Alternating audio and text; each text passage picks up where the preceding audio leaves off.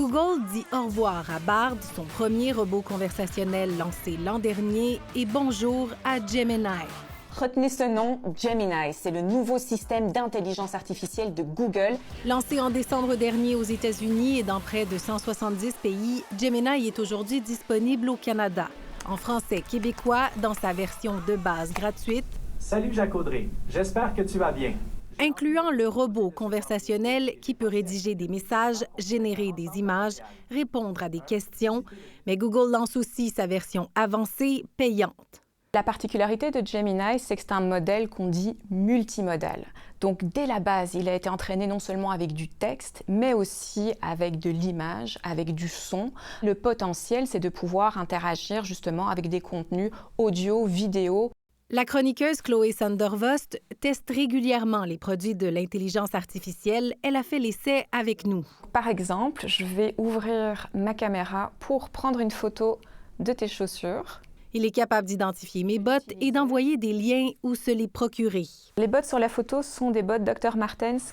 Éventuellement, Google mise aussi sur l'extension de ses applications déjà existantes, comme Gmail ou Google Flights, une fonctionnalité qui n'est toutefois pas encore accessible. L'écosystème des outils Google est foisonnant, il y en a beaucoup. Donc, c'est intéressant d'avoir accès à une IA conversationnelle pour interagir avec l'ensemble de ces outils-là.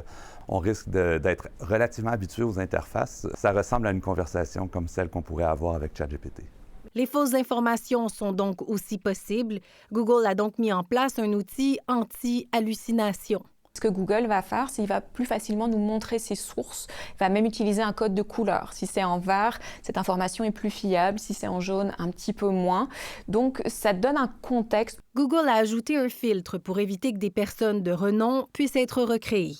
Impossible donc de créer une image de Taylor Swift. Il a commencé à répondre et le filtre est arrivé. Mais la véritable question, comment Gemini se compare-t-il à son rival, ChatGPT?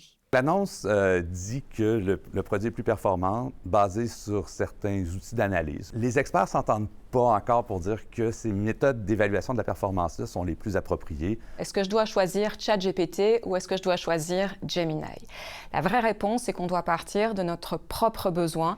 Quel outil de l'intelligence artificielle gagnera la course aux utilisateurs? La compétition s'annonce féroce. Ici Jacques Audrey Charbonneau, Radio-Canada, Montréal.